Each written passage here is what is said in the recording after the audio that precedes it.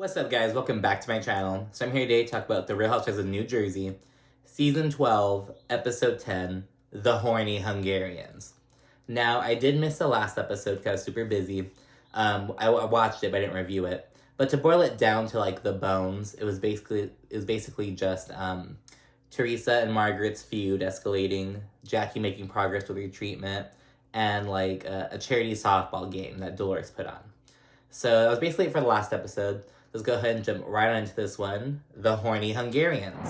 So we start off with Margaret planning Marge Sr.'s 75th birthday party. And Margaret also kind of gives us a rundown of like her, of Marge Sr.'s journey basically to America. So she talks about how she was born in Hungary and she and her family immigrated to Austria first, and they flew to the United States and they landed on like Christmas Eve, like all kinds of shit like that. So she's kind of just honoring Marge Sr., which is pretty cool. You know, Marge Sr.'s turning 75. She's an immigrant, has a lot of history to her.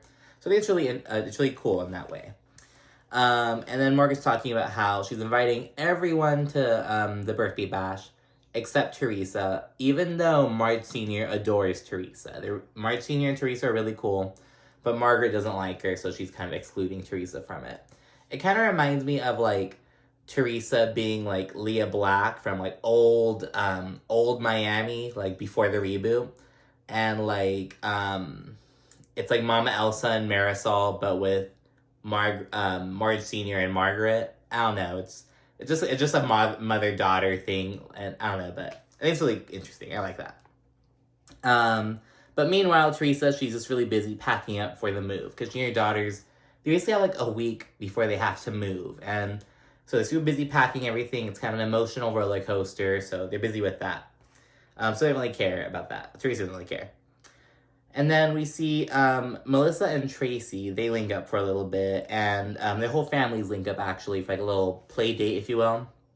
And when it's just Melissa and Tracy together, Melissa brings up, and that Antonia's kind of going through like a little funk, if you will, since she tore her ACL.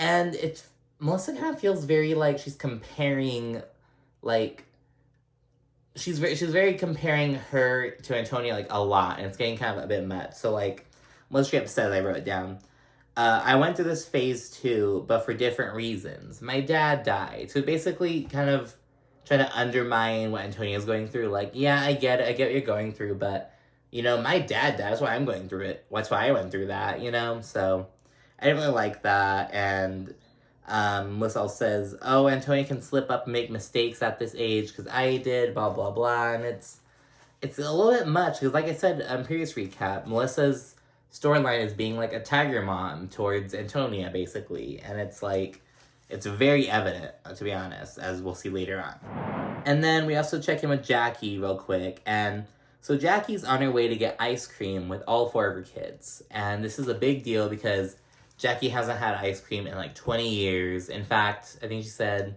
she hasn't really had anything that deviated from her, like, her set meal plan, the kind of self-imposed rules that she had for herself. She hadn't really deviated from that in like 18 years. So it was a big deal. It was like a challenge that her, I don't know if it's like a therapist, like her counselor, I guess, suggested, like, oh, let's make it a goal to actually have ice cream with your kids when you take them to get ice cream. So she did that, and it was really cute. They're all sharing their flavors and stuff. So it was a big deal for Jackie. It was really cool to see. As long as people talking shit online, it's like, people are just like, oh, Jackie's storyline is eating ice cream. It's like, shut the fuck up. It's like, it's a big deal, you know. She's breaking these habits, and it's something that women have, people have been talking about this on Beverly Hills for a bit, like with Kyle and Crystal. But, you know, so she's bringing this awareness to this matter in New Jersey, and so it's, you know, I think they're confusing, like, disliking Jackie. It's like, you can dislike Jackie and still recognize that's, like, a big deal. You know what I mean? It's like, you have to be a dick about it, you know? So, but that's that. And then, real quickly, like, before the fucking commercial break, we see Melissa accompanying Antonia to, like, a training. It's like at a gym, but it seems like it's almost like a physical therapy kind of thing, but it's not. It's like just a trainer. But it's for her knee. Basically, like build strength and just kind of get more active with her knee and help recover or whatever. And Melissa's just sitting right there, just watching, which I get the watching, but she's just like listening in to like what they're talking about, and it's just very. She has these like wide, like cockroach eyes, just like listening to Antonia and this trainer talk. She's like, and it's just oh my gosh, I just couldn't. Um, and yeah, and then they end up she and Antonia talk afterwards, and she again Melissa says, "I went through it, but I wasn't accepted in my new school like you are." It's basically like, oh, I get what you're going through, you know, because I guess after Melissa's dad died way back when, her mom like moved her and the family down to Florida. And so Melissa's again comparing Antonia being upset about moving like a county over. Melissa's comparing that to like her experience moving to Florida. And she's like, well, you're liked at least. I wasn't liked by anyone. I was a fish out of water, blah, blah, blah. And it was like, it's just so annoying. Like it's very, and I don't dislike Melissa. I just wish she'd bring a bit. I just wish she'd clock in the work a bit. You know what I'm saying? Like in terms of like, you know, bringing something more to the table, you know?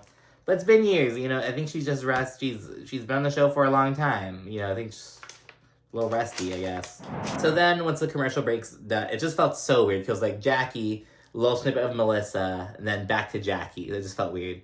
So we go back to Jackie, and she's checking with her therapist, counselor person about the ice cream challenge. And Jackie's saying that she kind of felt guilty about it.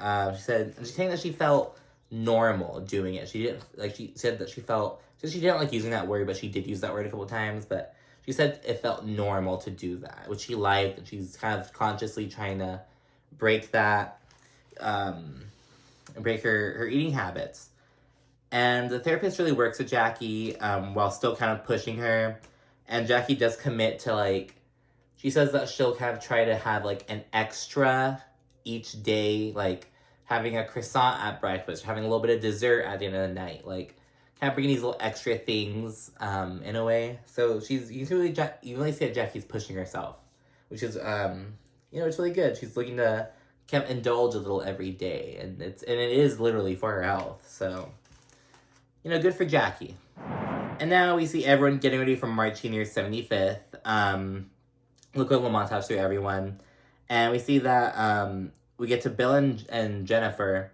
And we hear that Bill and Evan, they kind of made up. They had this, like, very stereotypically straight guy text exchange. Everyone was just like, hey, bro, I'm sorry. And Bill was like, he's like a thumbs up or, like, the okay emoji, you know? But yeah, so they, like, made up, I guess. But Joe Gorga is still big mad. Bill's kind of like, man, you know, Bill doesn't seem upset or like he's angry, but Joe Gorga very much seems angry still. Oddly. And then meanwhile, we of course segue to Teresa and see what she's doing because she's not going to the party. And we see Gia, Teresa, and Melania, they're all hanging out, reminiscing while they're packing. And they're talking about different things like, oh, do you remember when Nona would like be cooking in this part of the kitchen or whatever? And Teresa shouts out the 6 a.m. squid. So she's like, oh, do you remember when Nona was right there cooking the squid?